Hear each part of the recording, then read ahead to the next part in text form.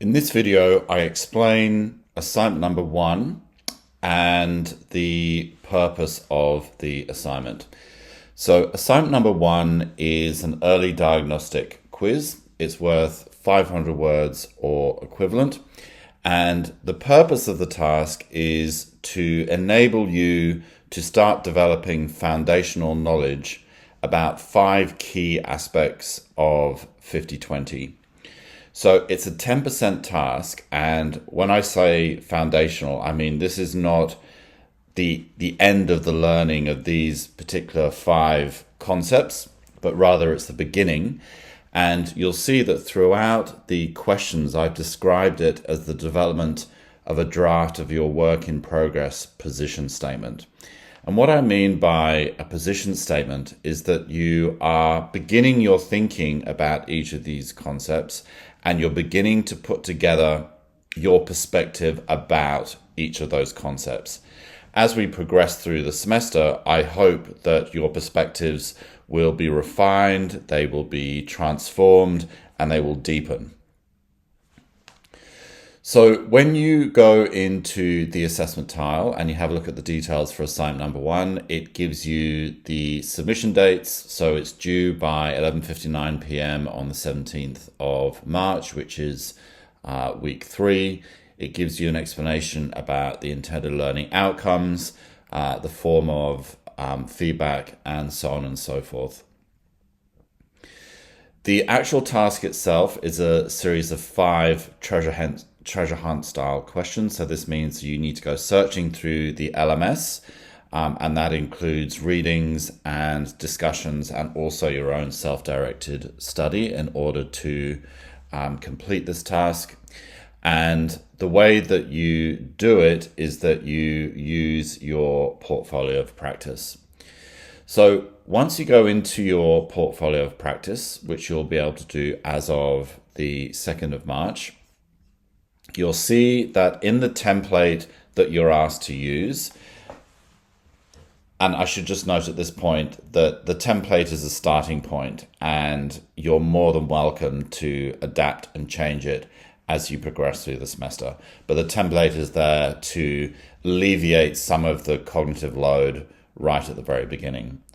So when you move through the template, which is the initial format of your portfolio of practice that you save and start with, you'll see that there's a section on assignment number 1. And in there, it tells you that there is an about video for assignment number 1 and also a how to submit assignment number 1. You submit your response on the slide following each question, and I'll show you what that looks like in a moment. So for example, you submit your response to question number 1 on the slide titled AT1 Q1 response. If you draw upon any literature as you're drafting your work in progress statements, which I very much hope you will, because all 5 of them are embedded within the readings of the subject, please reference appropriately using APA. And each of your position statements can be submitted in a format that suits your way of learning. So it doesn't just have to be text. If you prefer to speak your responses, you can submit an audio file or a video. And if there are other ways that you prefer to sort of communicate your learning, please feel free to do so.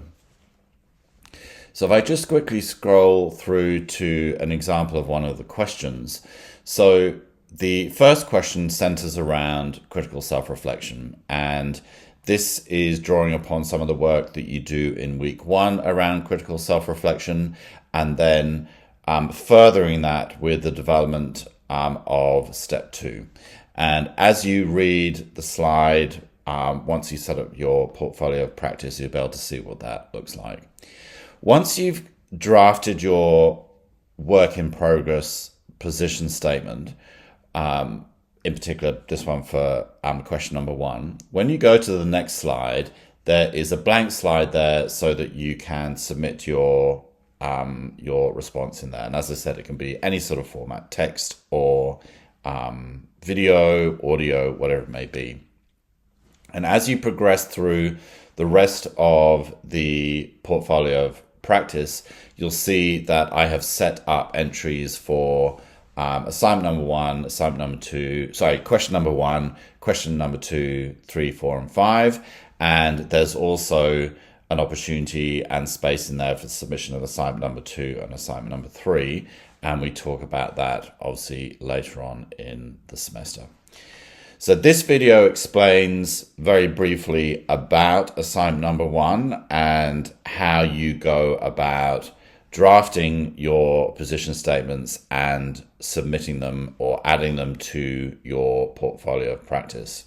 There is also a video that shows you how to then prepare your portfolio of practice so that you're submitting the content that is relevant to assignment number 1.